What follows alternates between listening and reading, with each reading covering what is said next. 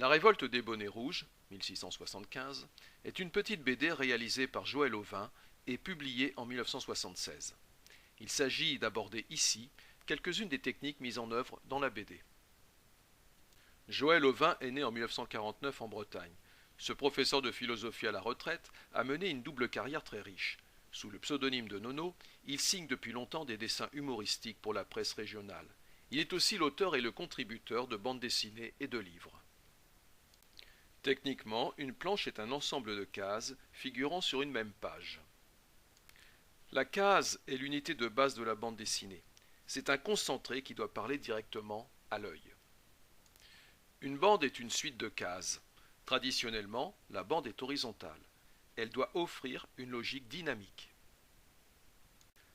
Le cadre est la ligne entourant la case. Il permet de délimiter les scènes. Les cases sont séparées par des ellipses ou intercases. Cela permet de marquer des ruptures. Les bulles ou phylactères permettent l'expression verbale des personnages. Le pavé permet au scénariste de la bande dessinée d'intervenir en tant que narrateur extérieur pour donner des précisions. Une onomatopée est une interjection destinée à simuler un bruit ou un son. La bande dessinée utilise fréquemment les onomatopées pour illustrer les actions sonores non parlées. Selon le cadrage, les plans varient. Dans un plan serré, le personnage apparaît cadré à hauteur d'épaule. Dans un plan américain, les personnages sont coupés à mi-corps. Dans un plan moyen, les personnages apparaissent en pied.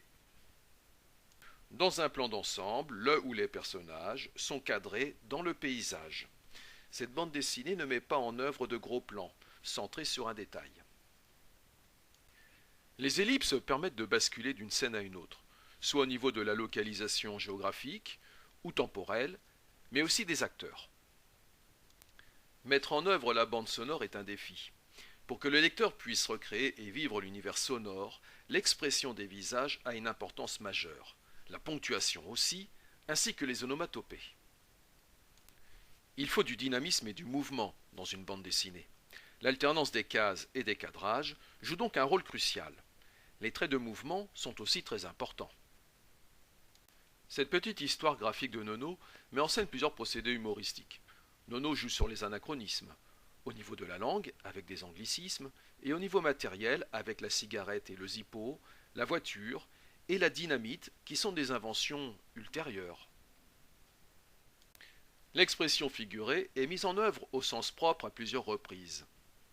Le comique de situation et du paradoxe, avec l'inquiétude pour une perruque, l'invraisemblable avec les crêpes qui sautent, la mort qui ne semble pas bien violente pour notre breton qui s'exclame « Ah, putain !»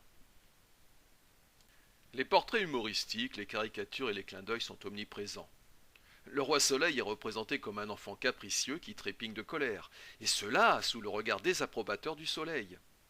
Le tabac de nos Bretons semble particulièrement euphorisant. « T'es fou, c'est le pied !»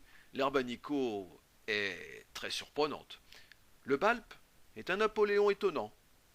Le duc de Chaulnes est devenu un sinistre vampire, alors qu'à ses côtés se tient le père Maunoir complètement halluciné. Joël Auvin a donc mis en scène avec rapidité et efficacité, en 2 planches, la révolte des bonnets rouges. Rappel d'un événement historique et humour s'entremêlent. Il joue avec l'anachronisme pour lequel l'historien a une véritable aversion, et c'est là l'un des piments de ce récit graphique.